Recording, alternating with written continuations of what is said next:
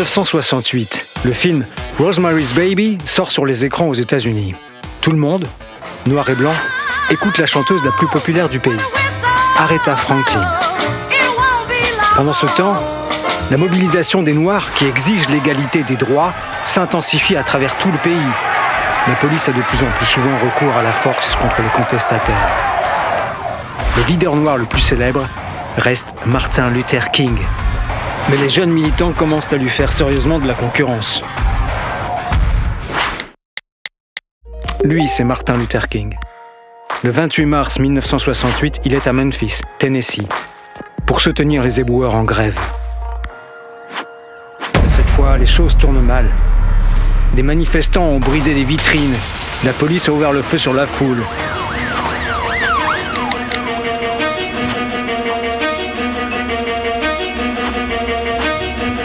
But mixed in the group were black militants who started rioting and looting. In the violence that followed, a 16-year-old boy was killed. Many were hurt.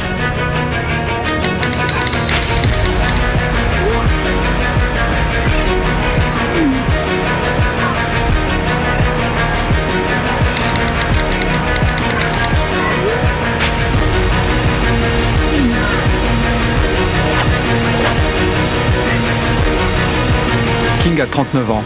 Il a consacré sa vie au combat pour l'égalité des droits entre les Noirs et les Blancs. Il dit qu'il rêve du jour où les enfants des anciens esclaves et les enfants des anciens propriétaires d'esclaves pourront se considérer comme des frères. Il rêve du jour où ces 4 enfants vivront dans un pays où ils ne seront pas jugés sur leur race, mais sur leur mérite. Il y a 4 ans, King a reçu le prix Nobel de la paix. C'est le plus jeune lauréat de l'histoire. The Nobel Committee to hand over to you the insignia of the Nobel Peace Prize. Un an plus tard, le président Johnson a signé le Voting Rights Act, une loi qui interdit les discriminations raciales dans le vote. Tout le monde reconnaît que le mérite en revient à King. Puis King s'engage fermement contre la guerre au Vietnam. Il dit qu'à présent, garder le silence sur la guerre au Vietnam est une trahison. Cette guerre est une folie et doit cesser. Il déclare que la guerre n'est pas une solution. Et il pense que le communisme ne peut être détruit par la force militaire et encore moins par les armes nucléaires. Cette prise de position déplaît à beaucoup de monde. Même ses partisans d'hier se détournent de lui.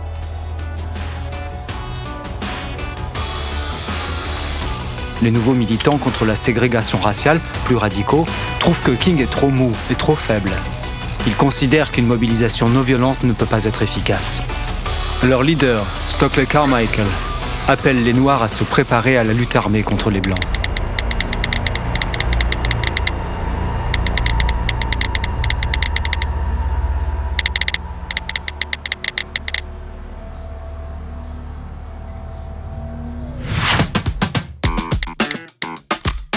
Lui, c'est Stokely Carmichael. Il est sur le point de se marier.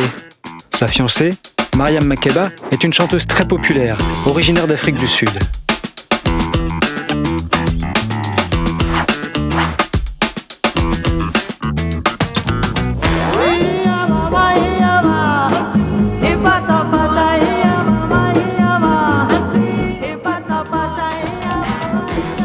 Elle a déjà des problèmes à cause de l'activité politique de son fiancé. Ils sont surveillés en permanence par le FBI. Mais Carmichael ne s'inquiète pas. Il croit dans la cause et se sent protégé par sa renommée.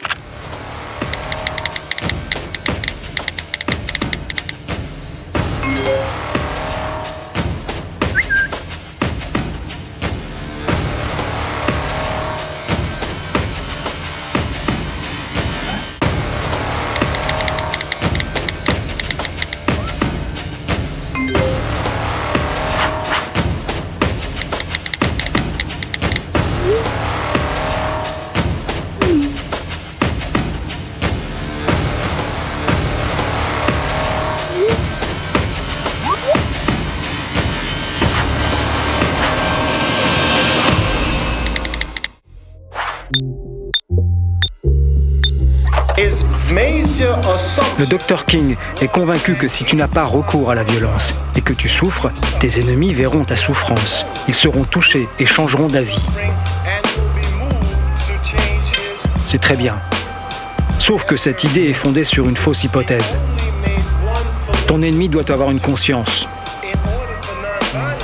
Or, les États-Unis n'en ont pas. Du tout.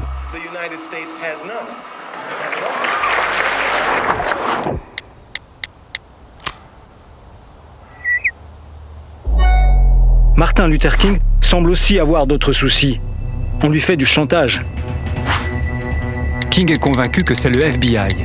Il est surveillé depuis longtemps. Le directeur du FBI, Edgar Hoover, le déteste. Il le soupçonne d'être un communiste caché. Hoover a même essayé de le pousser au suicide. Mais King ne mord pas à l'hameçon.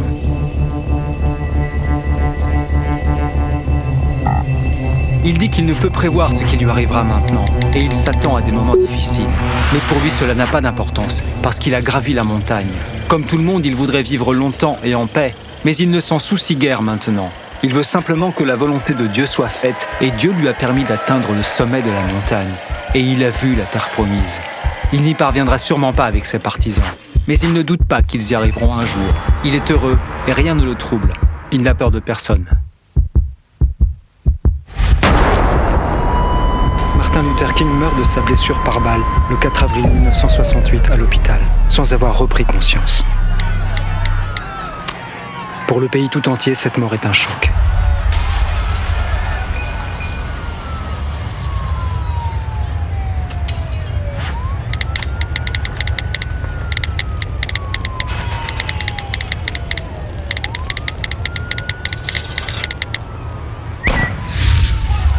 Des émeutes éclatent à travers le pays.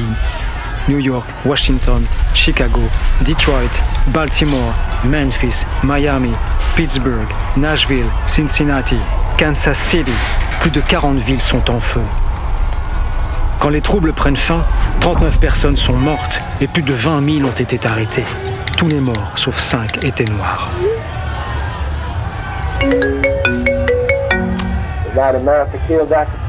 L'Amérique blanche a tué le Dr King hier soir. Aujourd'hui, tout est devenu plus simple pour beaucoup de Noirs. Plus besoin d'avoir des débats intellectuels. Les Noirs savent qu'ils doivent prendre les armes. L'Amérique blanche va payer d'avoir tué le Dr King hier soir. Elle aurait mieux fait d'avoir tué Rob Brown et ou Stokely Carmichael. Mais en tuant le Dr King, elle a perdu.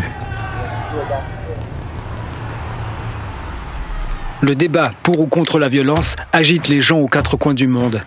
2 jours après l'assassinat de King, Rudi Dutschke, le leader du mouvement étudiant d'extrême gauche allemand, se fait tirer dessus par un jeune anticommuniste. Ses camarades se radicalisent et décident de se venger. Ils fondent l'organisation terroriste, la fraction Armée Rouge. Pendant ce temps, à Moscou, la poète Natalia Gorbanevskaya et 6 de ses amis manifestent sur la place Rouge pour protester contre l'invasion de la Tchécoslovaquie. C'est un sit-in, à l'image de ceux organisés pendant des années par les militants noirs aux États-Unis. À Cuba, un autre poète, Heberto Padilla, décidera de combattre la dictature et écrira des vers sur les répressions en URSS. Et au Japon, l'écrivain Yukio Mishima commence à préparer une petite armée avec ses camarades étudiants. Objectif, un coup d'État armé.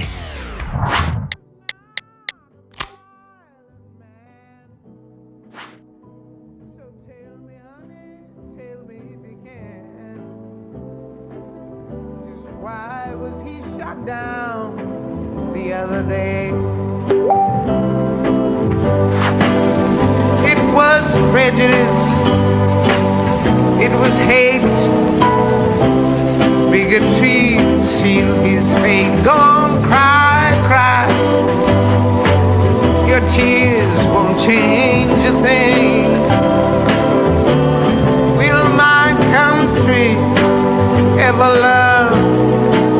Must have killed at every turn. We've got to know by now what the consequences will bring.